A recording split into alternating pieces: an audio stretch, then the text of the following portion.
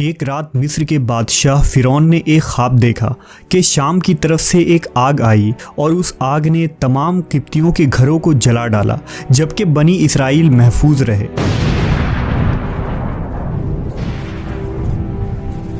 دہشت کے عالم میں بیدار ہونے کے بعد فرعون نے تمام کاہنوں اور نجومیوں کو جمع کر کے اپنا خواب بیان کیا۔ نجومیوں نے اسے بتایا کہ بنی اسرائیل میں ایک بچہ پیدا ہوگا جو فرعون کی بادشاہت کو ختم کرے گا۔ وہ بچہ کون تھا اور اس نے فرعون کی بادشاہت کا خاتمہ کر کے مصر کی تاریخ کو کیسے بدل ڈالا، اس ویڈیو میں ہم فرعون کے اس خواب اور اس پراسرار بچے کے متعلق جانیں گے۔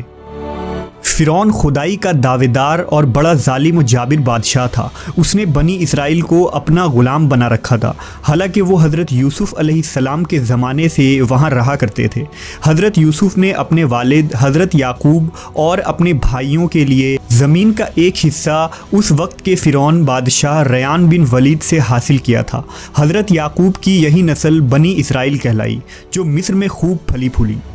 یہ لوگ حضرت یعقوب کے دین کے پیروکار تھے، لہٰذا اس وقت اللہ کے نزدیک یہ سب سے بہترین جماعت تھی۔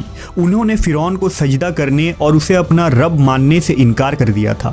اسی وجہ سے بادشاہ اور اس کے حواری ان پر ظلم و ستم کے پہاڑ ڈھاتے اور ان سے گھٹیا کام کرواتے تھے۔ فرعون نے جب اپنا خواب کاہنوں اور نجومیوں کو بتایا تو انہوں نے اس کی تعبیر یہ بتائی کہ بنی اسرائیل میں ایک بچہ پیدا ہوگا اور اس کے ہاتھوں اہل مصر کی ہلاکت ہوگی۔ بنی اسرائیل کے یہاں بھی شروع سے ہی یہی بات مشہور تھی، لہٰذا اس خواب کے بعد وہ مزید فکر مند ہو گیا اور اس نے حکم جاری کر دیا کہ بنی اسرائیل میں پیدا ہونے والے تمام لڑکے قتل کر دیے جائیں۔ اس حکم کے مطابق فرعون کے حواری اور اس کے سپاہیوں نے ہر ممکن قدم اٹھایا تاکہ کوئی بھی نومولود لڑکا زندہ نہ بچ پائے، لیکن اللہ کے فیصلے اٹل ہوتے ہیں۔ دیکھتے ہی دیکھتے بنی اسرائیل کے ہزاروں نومولود بچے ذبح کر دیے گئے۔ پھر ایک وقت وہ آیا کہ جب قبطی سرداروں نے فرعون سے کہا کہ اگر بنی اسرائیل کے لڑکوں کا اسی طرح قتل عام ہوتا رہا تو ہمیں آئندہ خدمت گار ملنا مشکل ہو جائیں گے، اور پھر ہمارے یہ کمتر، گھٹیا اور غلیظ کام کون کرے گا۔ اس پر فرعون نے حکم جاری کیا کہ 1 سال چھوڑ کر بچے قتل کیے جائیں۔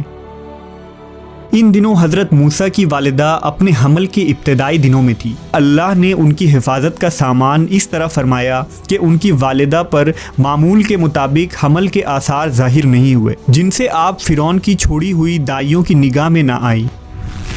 انہوں نے اس بات کو چھپائے رکھا یہاں تک کہ پیدائش کا وقت آ پہنچا اور انہوں نے بچے کو جنم دیا۔ اس بارے میں سوائے قریبی لوگوں کے کوئی نہیں جانتا تھا۔ نجومیوں نے فرعون کو اطلاع دی کہ بچہ پیدا ہو چکا ہے۔ اس اطلاع نے فرعون کو بدحواس کر دیا۔ اس کے سپاہیوں نے گھر گھر تلاشی شروع کر دی۔ حضرت موسیٰ کے بھائی حضرت ہارون سال امان میں پیدا ہوئے تھے، جبکہ حضرت موسیٰ قتل والے سال میں پیدا ہوئے۔ حضرت موسیٰ کے والدین سخت پریشان تھے۔ 3 مہینے تک انہوں نے حضرت موسیٰ کو چھپا کر رکھا، لیکن زیادہ عرصہ تک بچے کو شاہی جاسوسوں کے نظروں سے چھپا کر رکھنا ممکن نہ تھا۔ پھر بھی وہ اپنی پوری کوشش کرتی رہیں، یہاں تک کہ ان کے پاس اللہ کا حکم آ گیا۔ یہ حکم اللہ نے ان کے دل میں ڈالا تھا، یعنی القاء کیا تھا۔ حضرت موسیٰ کی والدہ کے دل میں خیال آیا کہ تابوت کی طرح ایک صندوق بنایا جائے اور اس بچے کو اس صندوق میں رکھ کر دریائے نیل کے بہاؤ پر چھوڑ دیا جائے۔ حضرت موسیٰ کی ماں نے اللہ کے حکم کے مطابق بچے کو صندوق میں رکھا اور دریا میں چھوڑ دیا۔ ساتھ ہی موسیٰ علیہ السلام کی بہن سے کہا کہ تم اس کے پیچھے پیچھے چلتی جاؤ۔ لہٰذا وہ دریائے نیل کے موجوں میں چلے اور ان کی بہن کنارے کنارے چلی، اپنے بھائی کی نگرانی کرتی جا رہی تھی کہ دریا میں ڈالنے کے بعد وہ کہاں جاتے ہیں۔ صندوق بہتا ہوا محل کے تالاب میں پہنچ گیا۔ وہاں فرعون کی بیوی ملکہ اور خادمائیں لطف اندوز ہو رہی تھی کہ صندوق پر ملکہ کی نظر پڑی۔ اس نے کنیزوں کو حکم دیا کہ صندوق کو تالاب سے نکال لاؤ۔ صندوق کھولا گیا تو اس میں ایک حسین اور تندرست بچہ آرام سے لیٹا ہوا انگوٹھا چوس رہا تھا۔ ملکہ بہت خوش ہوئی، اس کی آنکھوں میں ممتا اتر آئی۔ شفقت و محبت سے بچے کو گود میں لے لیا۔ ملکہ نے سوچا کہ اس بچے کو بیٹا بنا کر پالنا چاہیے۔ محل میں کسی نے خدشہ ظاہر کیا کہ یہ بچہ بادشاہ کی سلطنت کو ختم کرنے کا سبب بھی بن سکتا ہے۔ فرعون کے دل میں بھی یہ خیال آیا کہ کہیں یہ بچہ بنی اسرائیل کا وہ لڑکا نہ ہو جس کے بارے میں نجومیوں نے پیشن گوئی کی تھی۔ لیکن فرعون کی بیوی نے کہا یہ بھی تو ہو سکتا ہے کہ یہ بچہ ہماری آنکھوں کی ٹھنڈک بنے یا ہم اس کو اپنا بیٹا بنا لیں۔ اس پر فرعون نے کہا یہ صرف تیری آنکھ کی ٹھنڈک ہے، میری نہیں۔ میں نہیں چاہتا بنی اسرائیل کا کوئی بچہ میری نگرانی میں پلے، لہٰذا یہ صرف تیری ہی آنکھوں کی ٹھنڈک ہے۔ حضرت ابن عباس فرماتے ہیں کہ اگر فرعون یہ بات کہہ دیتا کہ یہ میری بھی آنکھوں کی ٹھنڈک ہے تو اللہ تعالیٰ اسے ہدایت دے دیتا، لیکن اس نے یہ کہا کہ یہ صرف تیری آنکھوں کی ٹھنڈک ہے۔ ملکہ نے اس بچے کا نام موسیٰ رکھا، جس کے معنی ہیں وہ شخص جو پانی سے نکالا گیا ہو۔ بچے کو جب محل میں لے جایا گیا تو اس نے دودھ کے لیے رونا شروع کر دیا۔ بچے کے پاس دودھ پلانے والیاں لائی گئیں، لیکن بچے نے کسی عورت کا بھی دودھ نہ پیا۔ جو عورت بھی آپ کو دودھ پلانے کی کوشش کرتی ناکام ہو جاتی۔ ادھر موسیٰ علیہ السلام کی بہن دور کھڑی یہ سب دیکھ رہی تھی۔ موسیٰ علیہ السلام کی بہن نے فرعون کی بیوی سے کہا کیا میں تمہیں ایسا گھر نہ بتاؤں جو اس بچے کی تمہارے لیے پرورش کرے اور اس بچے کی خیر خواہ ہو، اس لیے کہ وہ ایک غریب گھرانہ ہے۔ جب انہیں معلوم ہوگا کہ یہ بچہ فرعون کے گھر سے آیا ہے تو انہیں انعام و اکرام ملنے کی امید رہے گی۔ اس گھر میں نیک سیرت خاتون ہے، وہ اس بچے کو بخوشی دودھ پلانا قبول کرے گی۔